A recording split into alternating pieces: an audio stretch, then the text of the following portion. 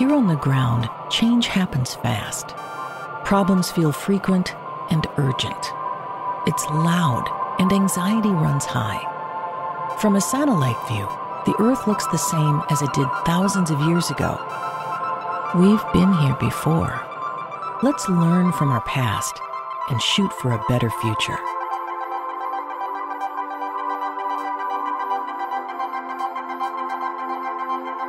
Hello and welcome to another episode of A Satellite View. I'm Todd Mikkelson, your host, speaking at you from Saturday, October 7th, 2023. And we are going to travel back in time to 1925. Mein Kampf. Translation, My Struggle. It's a 1925 autobiographical manifesto by then future Nazi Party leader Adolf Hitler. Volume 1 released in 1925, Volume 2 in 1926. Hitler began Mein Kampf while imprisoned following his failed coup in Munich in November 1923. A trial put him up for high treason. He received a 5-year sentence, and while he was in jail, he wrote this book.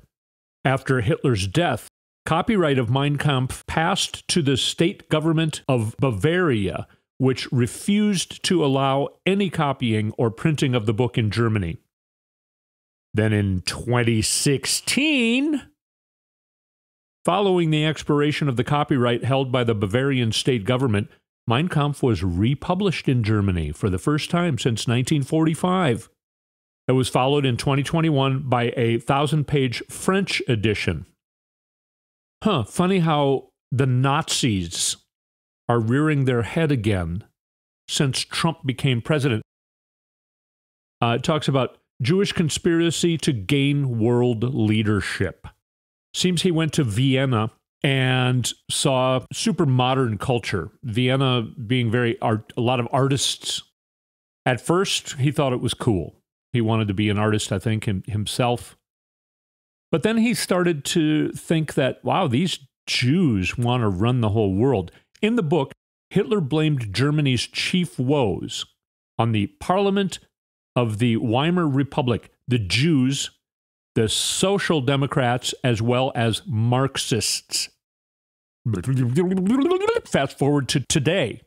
What is Trump saying at all of his rallies? We got to get rid of all the socialists, the communists, the Marxists. He leaves out the Jews because the Republicans, although they are completely anti-Semitic, they want to say, no, we're on the side of Israel. You know, they're afraid to talk about the Jews in that way, but yet they have dinner with anti-Semitics. Trump invited anti-Semitics for dinner to Mar-a-Lago. Do you see what's going on here? Now, we're also going to talk about some language being used in Mein Kampf. For example, first chapter of the first volume mentions the poison of foreign races. I'm going to quote from Mein Kampf.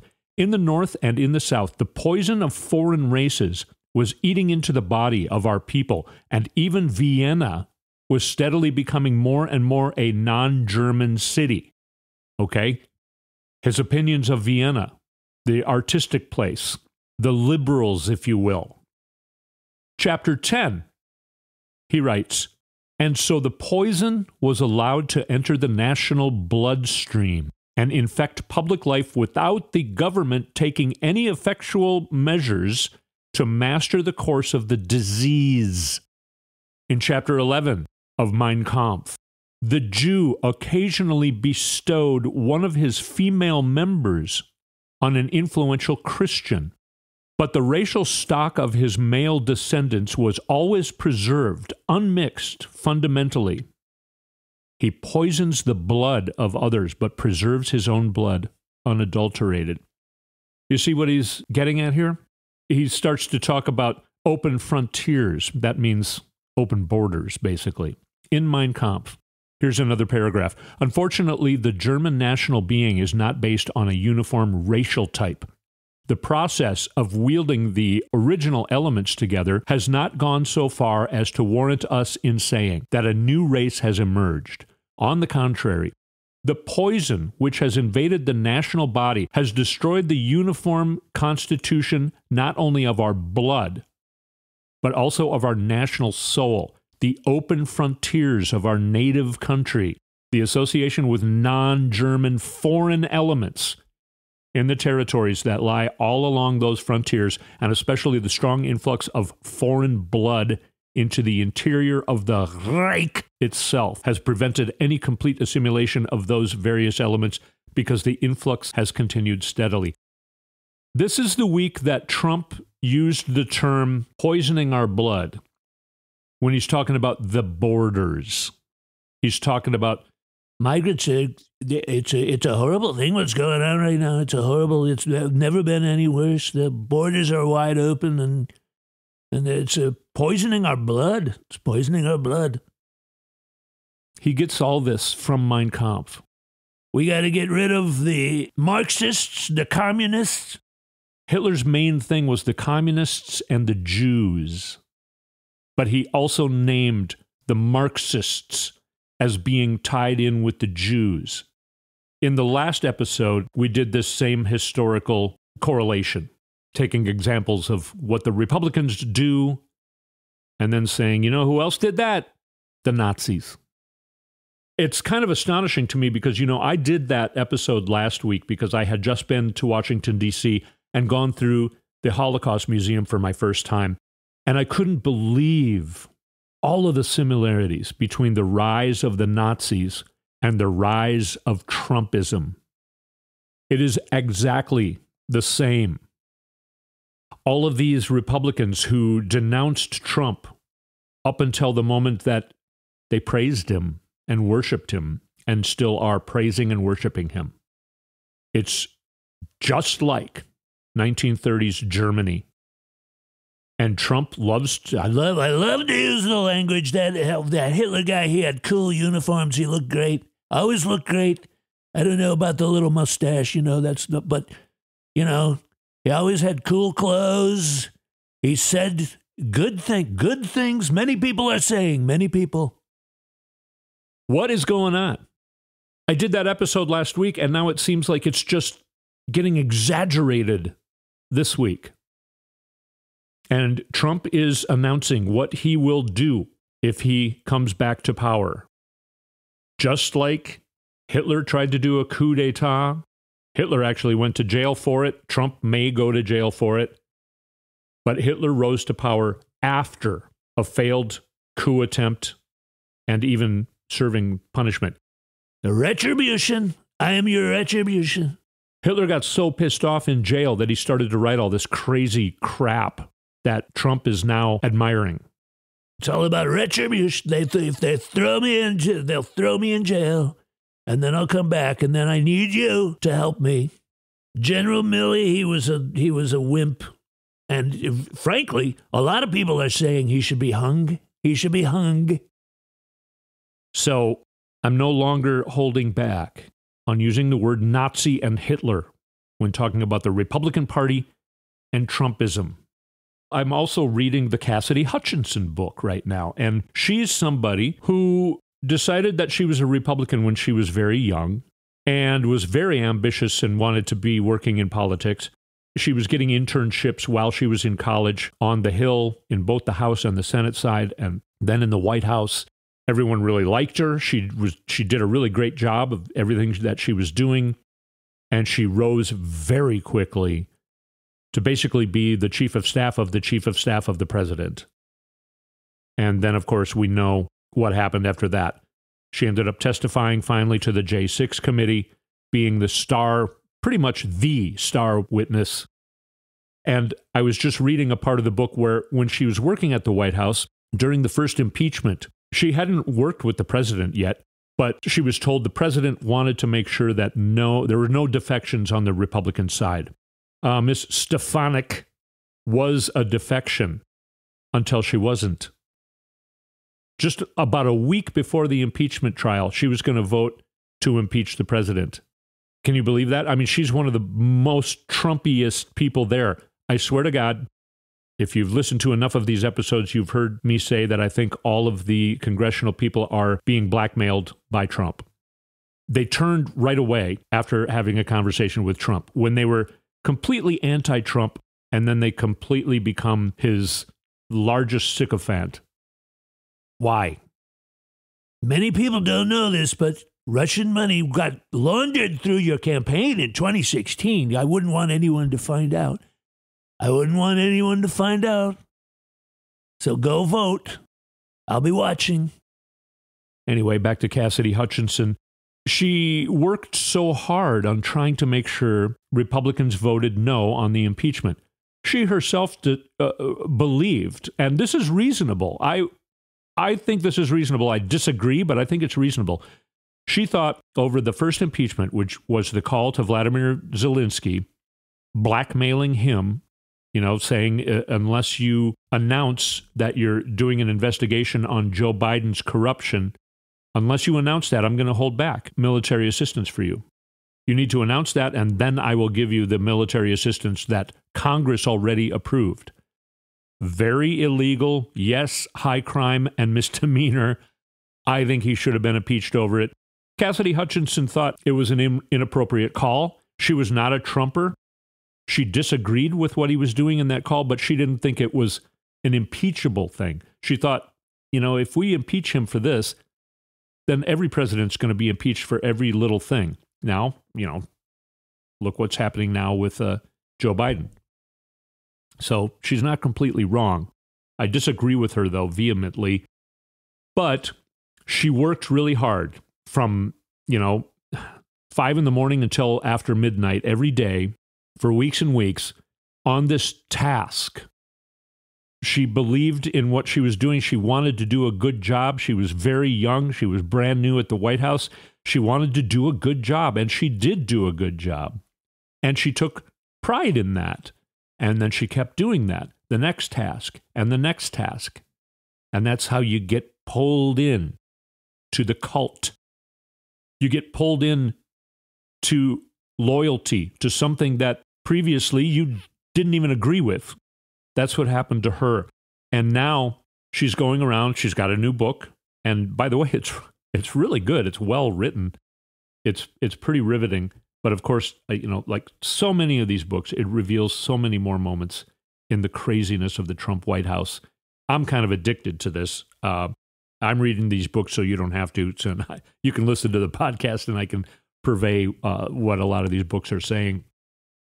Cassidy Hutchinson now going around on her book tour.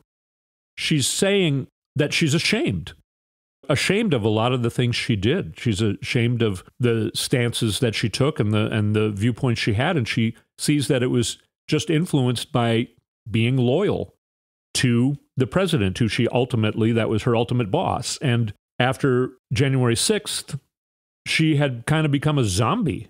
She thought it was horrible. She felt terrible about what they were responsible for.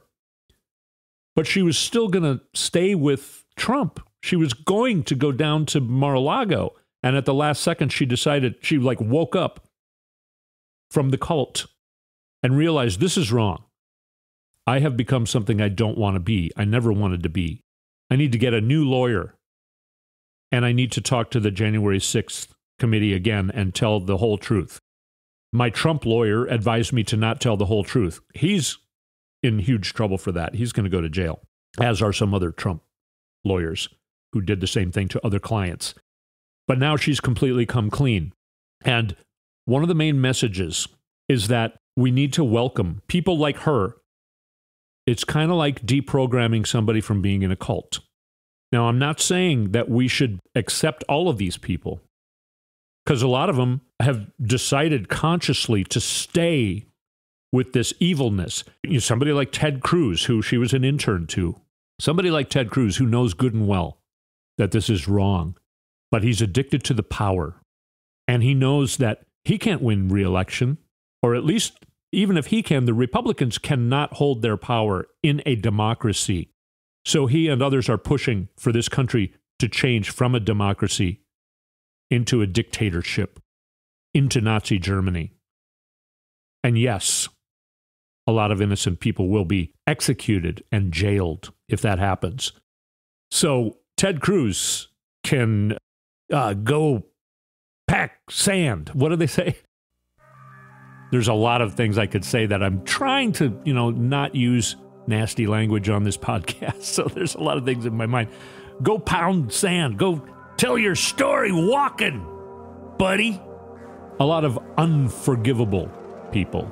But it's interesting to listen to somebody like Cassidy Hutchinson when she says, I was scared to death to turn on what I had become so loyal to.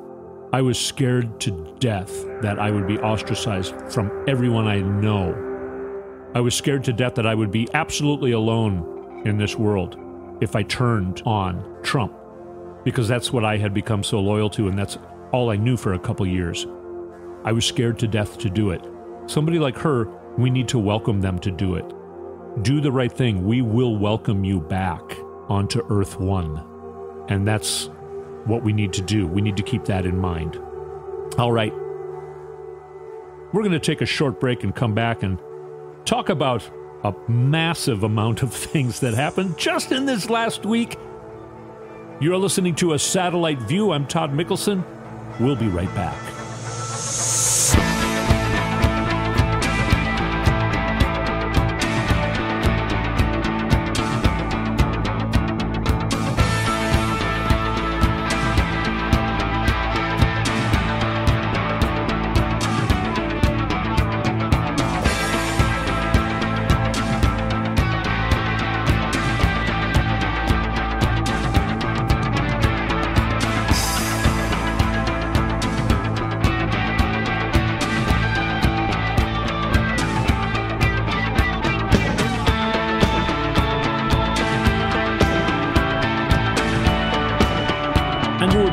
Satellite View. If you like the music that you're hearing on this show, go to toddmickelson.com and press the music link. It's all original music that I have worked on over the years. You can find it there. Only if you like it. I'm not forcing you to do it. You're allowed to like this podcast and hate the music. I don't see that happening really, but, I don't know. Things happening this week. Just today, we're hearing about Hamas attacking Israel. Lot of things to say on that. I am not a complete expert. I have some suspicions about it that I'm not going to go into right now because it's so new, and I don't know that I should put forth some of my opinions because they are controversial, and I'm not really ready to stick to them yet. I do an immense amount of research before I say anything that I say on this show.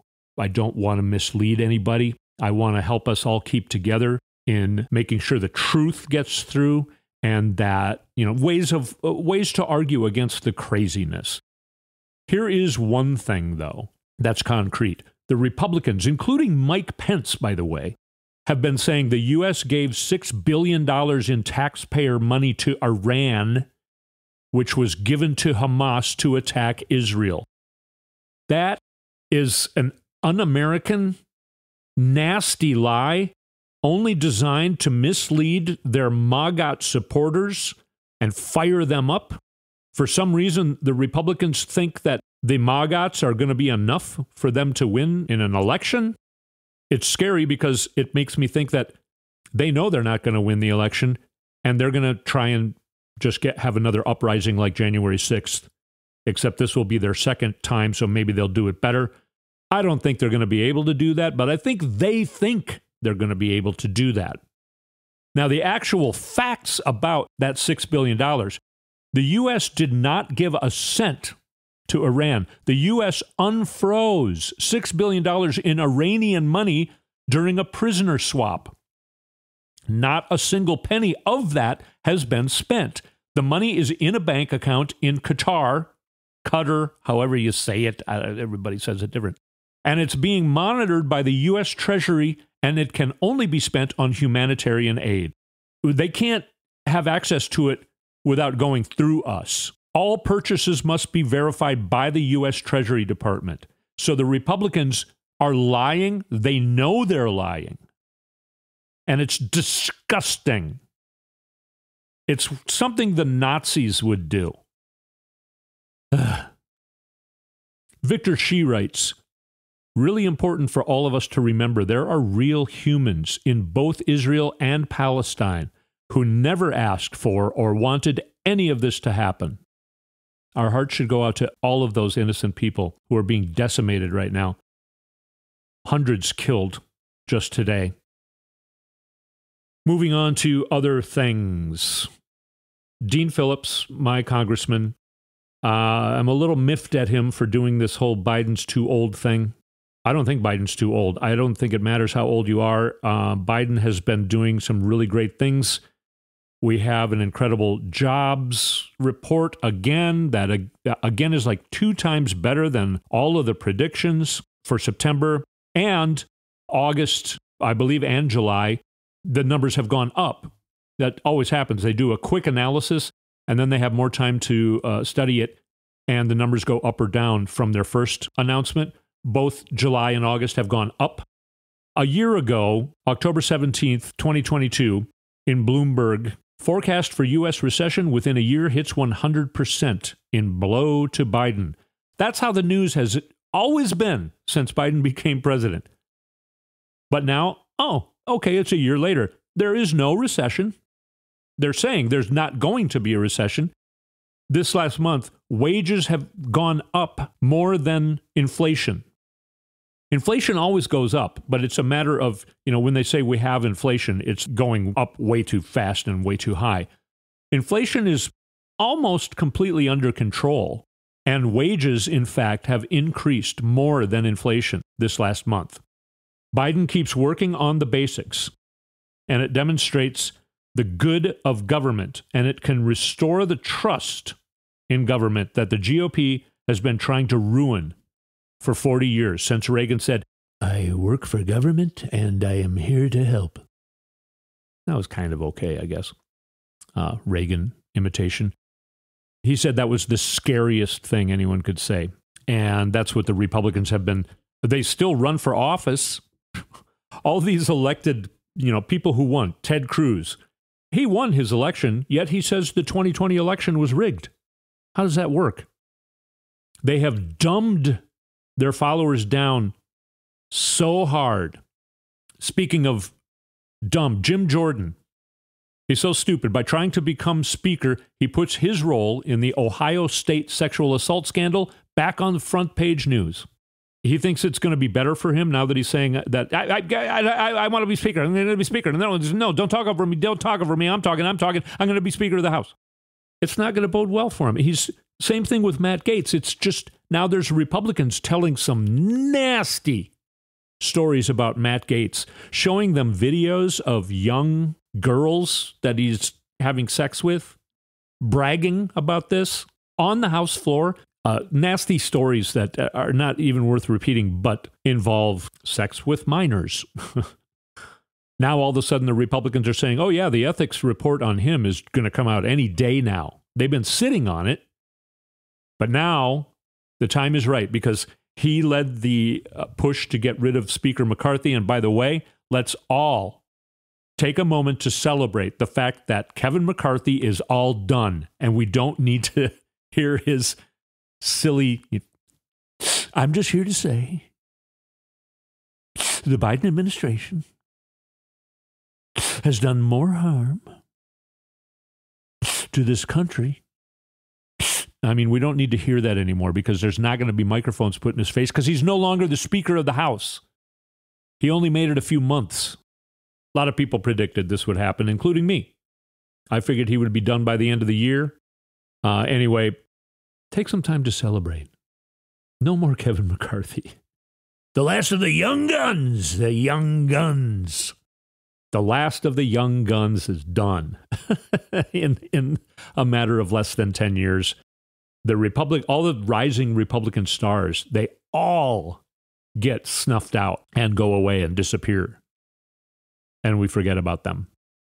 And now that's happening with Kevin McCarthy. Celebratory event. Now, I mentioned my Congressman, Dean Phillips, and then I said I was miffed at him about doing the Biden's too old thing. And then I went off on a tangent. I didn't finish that story. Now, another thing that I kind of never felt perfectly comfortable with Dean Phillips is that he's part of the Problem Solvers Caucus in Congress. Now, I think that's good unless the other party is made up of nothing but terrorists, domestic terrorists, white nationalists, white supremacists, Nazis. And it seems like, I mean, I know there are some decent people who are elected official Republicans, and they were on the Problem Solvers Caucus. But what has happened now over the Kevin McCarthy ouster is that the Problem Solvers Caucus is splitting up. The Republicans are refusing to be a part of it anymore. So even when you try to reach across the aisle, which Dean Phillips was trying to do, I commend him for doing that. But I also was kind of like, it's kind of like what Barack Obama calls Joe Biden every day and says, Joe, don't give in. These people are crazy. They're not who they used to be. You remember what happened when I was there? We got pummeled. Don't give in. So I feel like that too. I feel like you can't deal with terrorists. You don't negotiate with terrorists. And it seems like even the Republicans in the Problem Solvers Caucus are now taking the side of the domestic terrorists. They just want to burn it all down. Now, ironically, it's because they're saying that the Democrats ousted Kevin McCarthy. In reality, Kevin McCarthy ousted Kevin McCarthy because he made promises to everybody, which means he's completely, making a promise to one other person that if he holds up that promise, he's breaking the promise to somebody else. That's what Kevin McCarthy did. He ousted himself. But these problem solvers, Republicans, are blaming the Democrats. So it's kind of an ironic catch-22 type of thing. They want to work with the Democrats, and now they're saying the Democrats betrayed them by ousting the Republican Speaker of the House. They really thought that the Democrats were going to vote in favor of keeping a Republican Speaker of the House when that Republican Speaker of the House breaks his promises and goes against deals. And then he did get help from the Democrats for keeping the government open, and the very next day he goes on TV and ridicules and insults those same Democrats. Yeah, okay. Now you want their help again in staying in your position? No. No. Go pound sand, fella! So much this week. There's no Speaker of the House. There's war breaking out now in Israel, and we don't have an ambassador to Israel because the Republicans are blocking it. We don't have leadership in our military because Tuberville is blocking it himself. And then we have the hilariousness of the whole Trump trial. Trump showing up on Monday and Tuesday, staying until lunchtime on Wednesday, and then leaving in a childlike tantrum. He keeps saying, I don't have a jury trial. It's never happened. In the history of our country, it's like we've never been seen. I don't even have a jury trial. The reason he doesn't have a jury trial is because his own lawyers didn't ask for one when they should have, if they wanted one. Now, it's true that he loses jury trials too. I personally think if he had a jury, it would go quicker and he would lose quicker. And in reality, he's already lost the case. It's just now there's no jury to decide what the damages will be. They're talking about $250 million. It's likely to be more like $400 or $500 million in the end because they're doing disengorgement. Because he engorged himself with money that he only got fraudulently. He lied about his assets. When he would go to a bank, he would say, I have a building that's worth $300 million. But then when he was going to pay taxes on that building, he would say it's worth $3 million.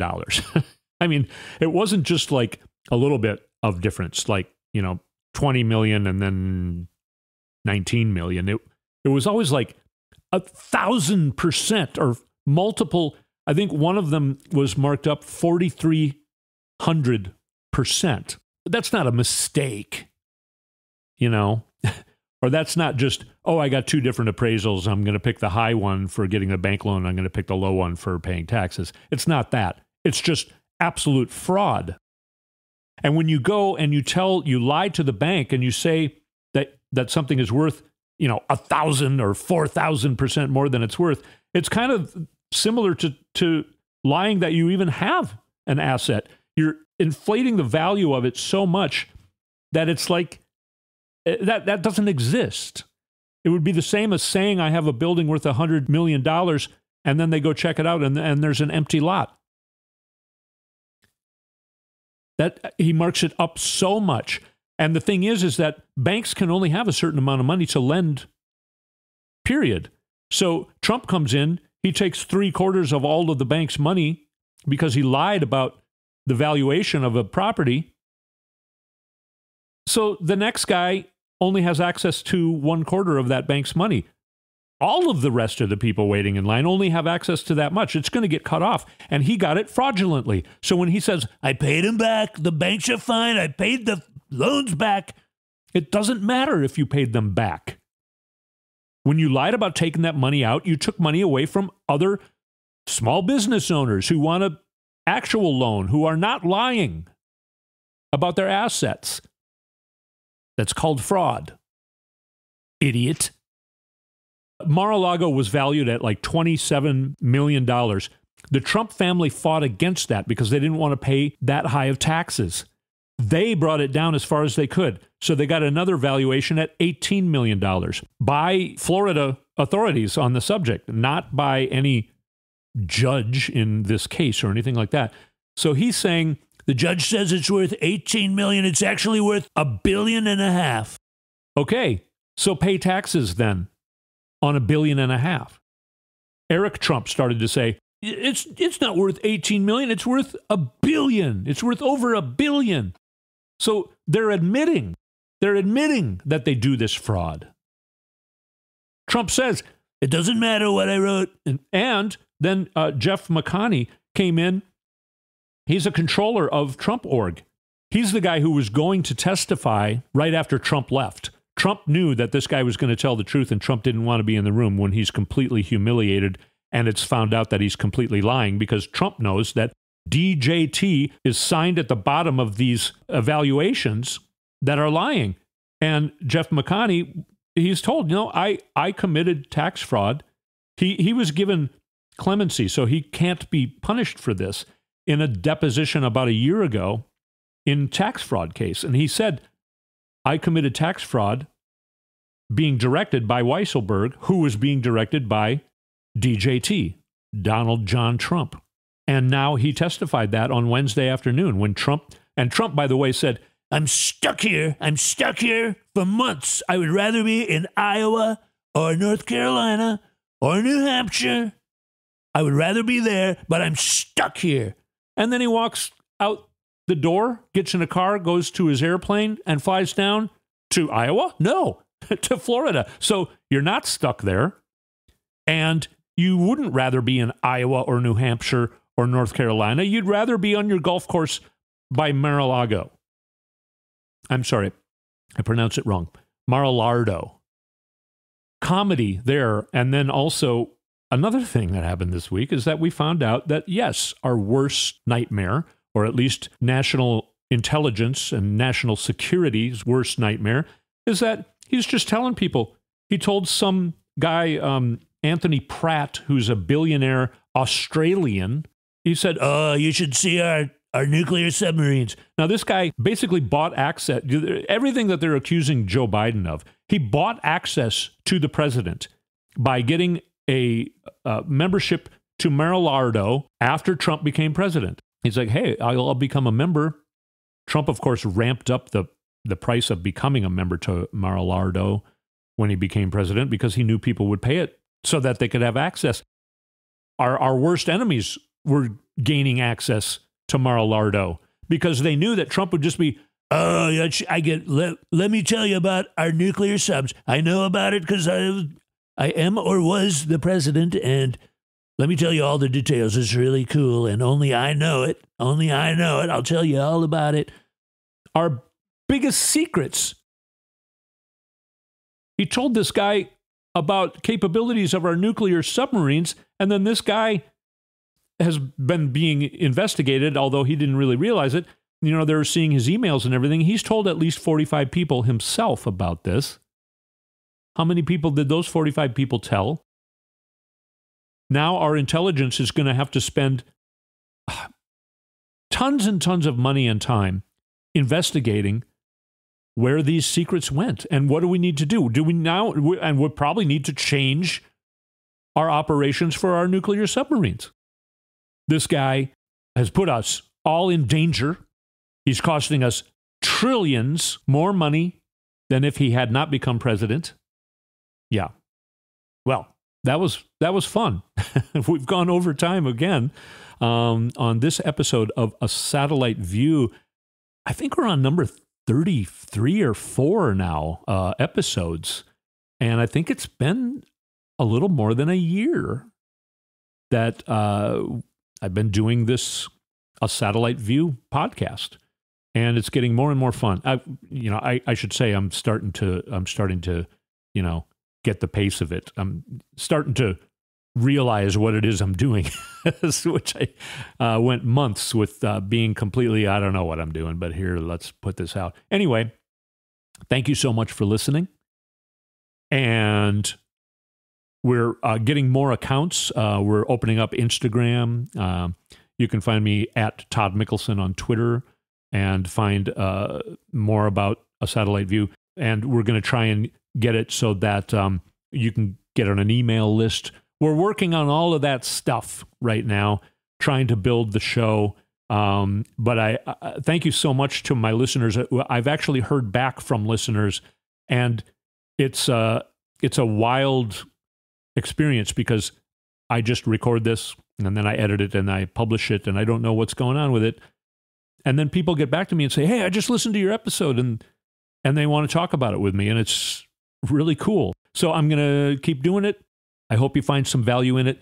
Remember, we all need to take care of each other and help each other argue against the craziness. And we all need to help each other stay optimistic. Biden's kicking ass. Bidenomics is kicking ass. Kick-ass jobs report for this last month. Again, wages rising more than inflation. Unemployment, lowest it's been for 50 years. Blah-de-blah-de going on and on and on. Gen Z turning out for votes. It's going to be an incredible election in 2024. It may be the final blow that makes the Republican Party completely either stay lost in the forest for decades and decades, similar to what happened to them in the early 1930s, or I think more likely it'll make them go the way of the Whigs, and they will be completely extinct. I don't know what comes after that, but it can't be as bad as it is now. So anyway, thanks again for listening. I'm Todd Mikkelson. We'll talk to you next week.